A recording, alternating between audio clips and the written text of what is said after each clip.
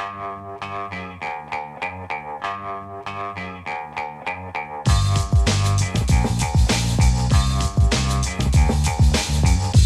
Lehrer on WNYC. Joining us now is Manoush Zomorodi. You may know her in her role as host of NPR's TED Radio Hour, or her books, Bored and Brilliant and Spark. And maybe some of you might remember that not too long ago, Manoush was working right here in the WNYC newsroom. Well, since she's joined the NPR mothership, she's become a leading expert in how technology changes us as people. Mostly, we all talk about tech's impact on our brains these days, right? And we will now too. But Manoush's new book focuses on technology's impact on our bodies, and it includes this massive experiment she undertook with like 20,000 NPR listeners and advice for us all that came out of it. Let's check it out. Manoush Zomorodi's new book is called Body Electric: The Hidden Health Costs of the Digital Age and the New Science to Reclaim Your Well-Being. And she joins us now. Hey, Manoush, welcome back to WNYC. Oh, hi, Brian. It's so nice to be back. Great to hear your voice. And you used the phrase, the mind-body tech connection. We're going to open up the phones, listeners, for your stories and questions about this. But let's set some of the basics. The mind-body tech connection, to describe your beat. And it's the intersection of how our devices are reshaping us physically, not just psychologically. Can you explain what you mean by that? Yes, and I will start with a very personal example. So I was feeling like I would spend all day working on my laptop, checking my phone, all the rest of it, and I would close my laptop at the end of the day and feel like I had just enough energy left to kind of crawl across the floor, Brian, onto my couch to scroll on my phone, maybe watch some Netflix. But that was kind of it. There was this sense of feeling completely depleted. My eyes hurt. I could barely think. I was so foggy and just felt exhausted. And everyone I talked to was like, oh, yeah, I feel pretty crappy myself. And so as much as we have heard about the mental health effects of too much time online or social media, this felt so physical to me. And I just wanted to understand what was going on in my body that was making me feel so drained. So while I was sort of wondering about that, I happened to hear about a study that had been done at Columbia University Medical Center by a physiologist named Keith Diaz. So Keith's goal is to figure out the least amount of movement that the human body needs so that all the sitting we do doesn't kill us, because as we've all heard, sitting is the new smoking, or not so new anymore. And what Keith had found in his lab was that 5 minutes of gentle movement, walking 2 miles per hour for every half hour of sedentary time, had these outsized effects. It slashed people's glucose levels, their blood pressure. It made them able to focus again. And so when I heard that formula, I was like, why aren't we all doing this? This could be the answer. So I went to see Keith and I joined his study, and my glucose was indeed cut in half. My blood pressure dropped by 5 points, and I felt like I got my concentration back. And my sort of joy, like the day that I took the movement breaks, I had enough energy to come home and, hang out with my kids and run around with the dog in the backyard. It just felt like it was a huge shift for me. But Keith was doubtful, Brian, that anyone could take these breaks. So we ended up combining forces, NPR and Columbia, to do a global clinical trial. We had over 20,000 people sign up to take these breaks either every half hour, every hour, or every 2 hours. And it was quite extraordinary. Of the people who committed to it, 80% were able to stick with it.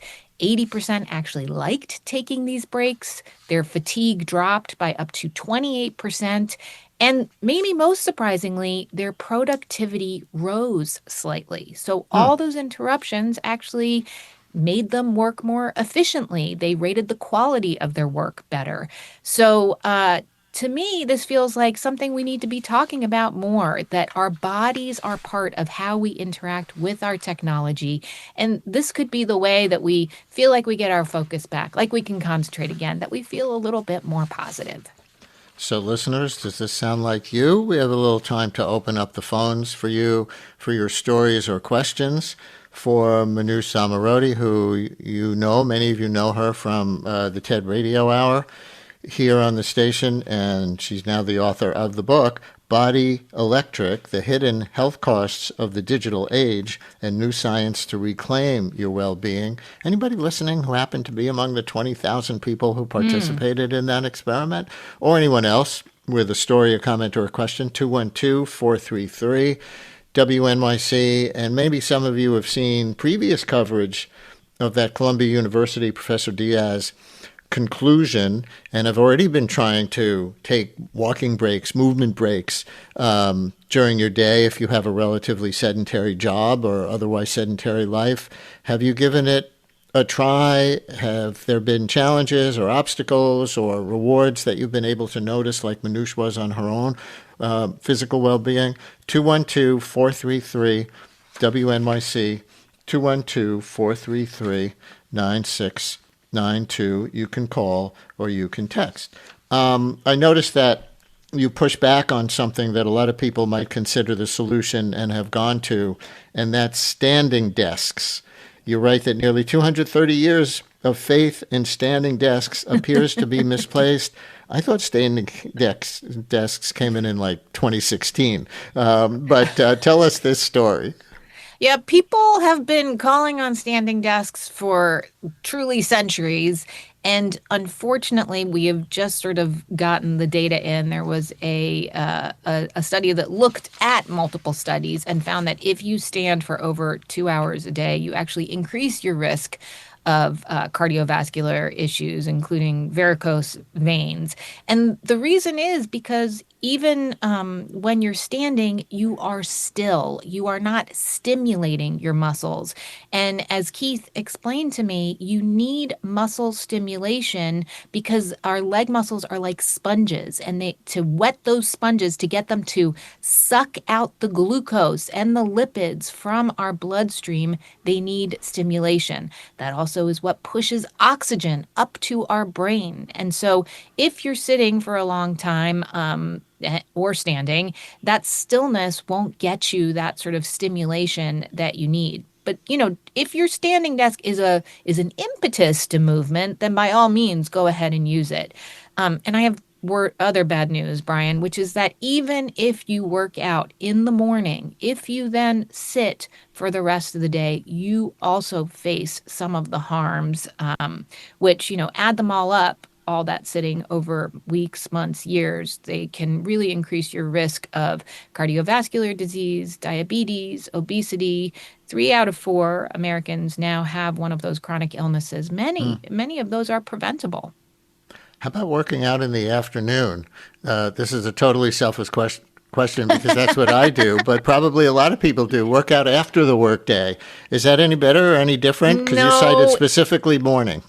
I'm so sorry. Yeah, no, the bad news is don't stop working out though, Brian. I mean, it's great for your muscle capacity, your cardiovascular capacity, all of those things. But the thing that we need is the interstitial movement. The human body needs interruptions from all that sitting. So that's the sort of key. And you can't just check it off your list for the day and then be done, unfortunately. It's those little movements that continue to oxygenate our brain, to move the glucose through our body, to sort of keep us humming. We're driving ourselves like we are machines, like you can just like plug us in once a day.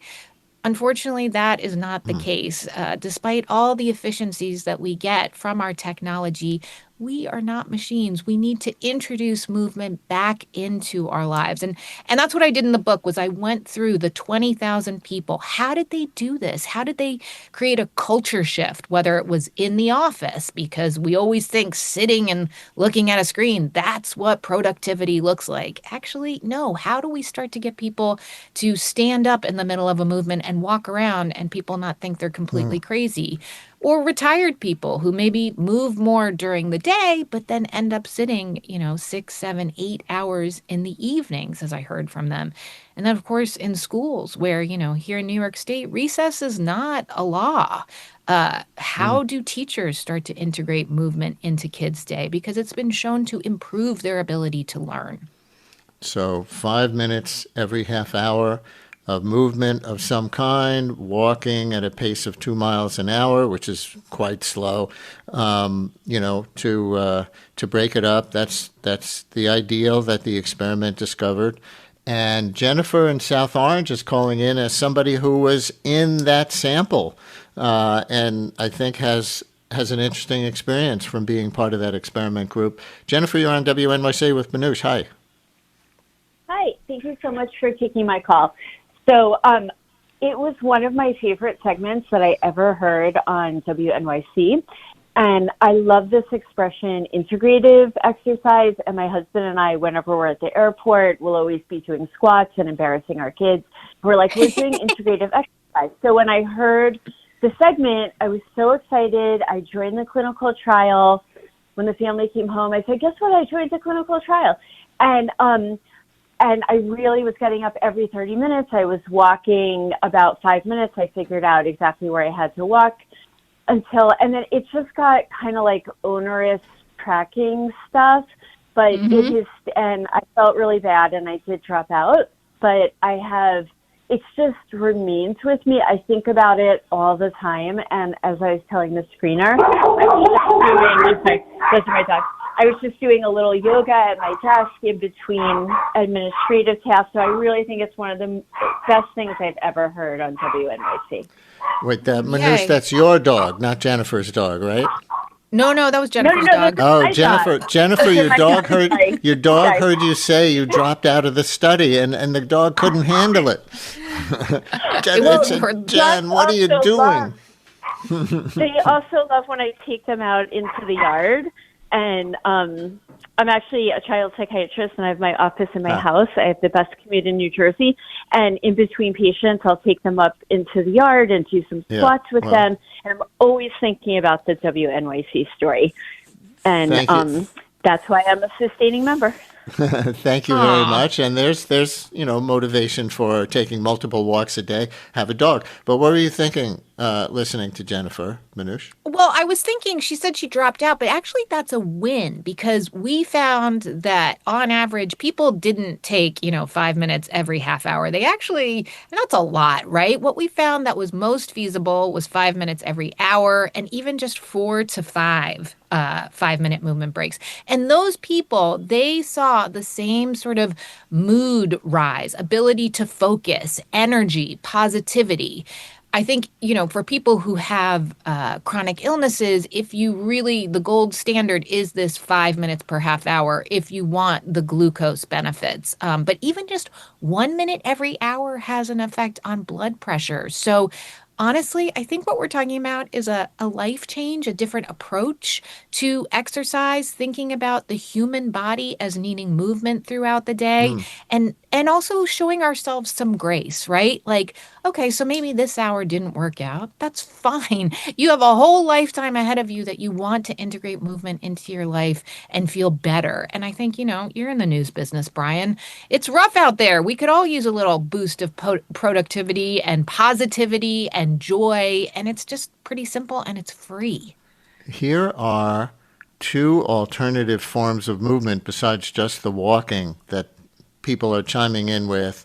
Pretty interesting. One listener writes, when I was working, it says, I recommend folks to dance for a few minutes every hour because it will exercise your muscles and your mind from the music. Enjoyment. I have overcome my knee arthritis by taking on regular dancing breaks. So that's one. I'm going to take another one on the phones, and then you can respond to both. Here's Desmond in Ohio. You're on WNYC. Hi, Desmond. Desmond, are you there? I know it's a long way to Ohio, but I don't think the delay is that long.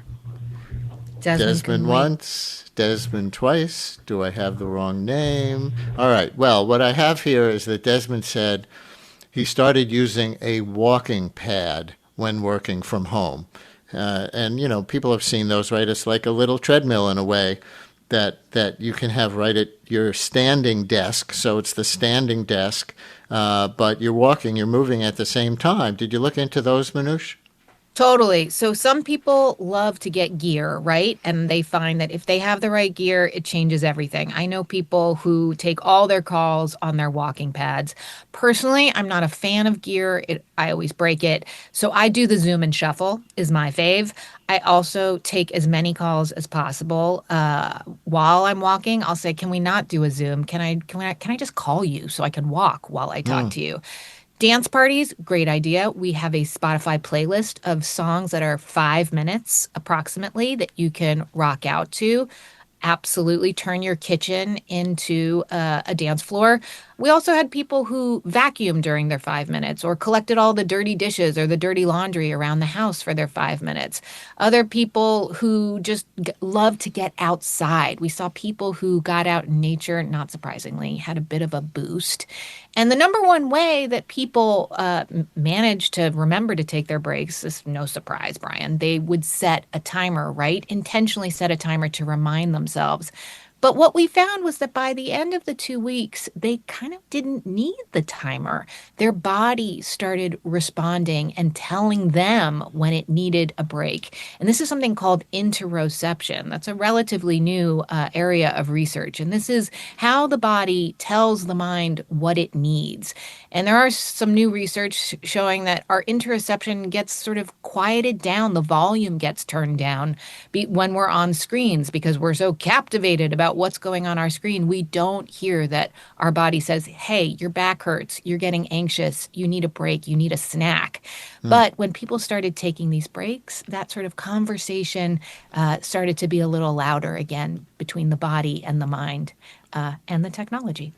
We have 2 minutes left in the segment. I want to tell the listeners that we focus the conversation, because when we do book interviews, the way that we approach them isn't necessarily, we're going to go chapter by chapter and do a summary of the book. That might be good in high school.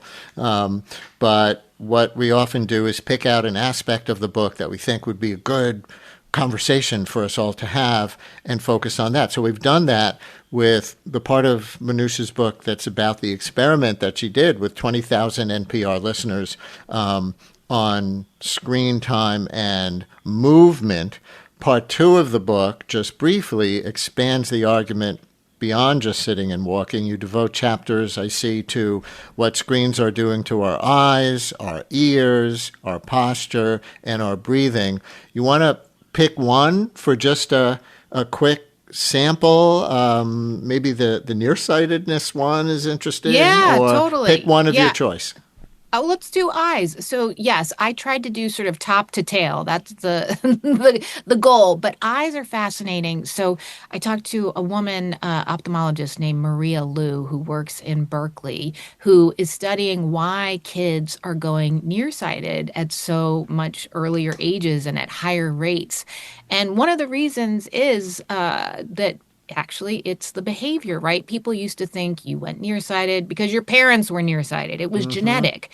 But she showed in her lab that actually the eyeball will change shape depending on what you ask it to do. So if you say, "I want you to look at a screen for hours and hours and hours and see things really clearly," the eyeball will say, "You got it," and it'll become sort of egg-shaped so it can focus really closely. But that means that you aren't able to look into the distance anymore. And so we've heard take eye breaks to rest your eyes. But she says, actually, you need to get outside for eyeball breaks so that you can look into the horizon and sort of give your eyeballs the signal that I need you to see in the distance and continue to do so. With kids getting outside less and spending more time on screens, this becomes even more important. All right. With tips for your eyeballs delivered through your earballs, Manoush Zomorodi, the host of NPR's TED Radio Hour and author of the new book, Body Electric, The Hidden Health Cost of the Digital Age, a New Science to Reclaim Your Well-Being. Great to talk to you, Manoush. Really interesting stuff. Thank you so much. Lovely to be back, Brian. Thanks for having me. WNYC's journalism and storytelling is heard by millions of passionate listeners. Sponsors of our programming gain our listeners' attention and their respect. Learn about how your organization can support WNYC and WNYC Studios at sponsorship.wnyc.org.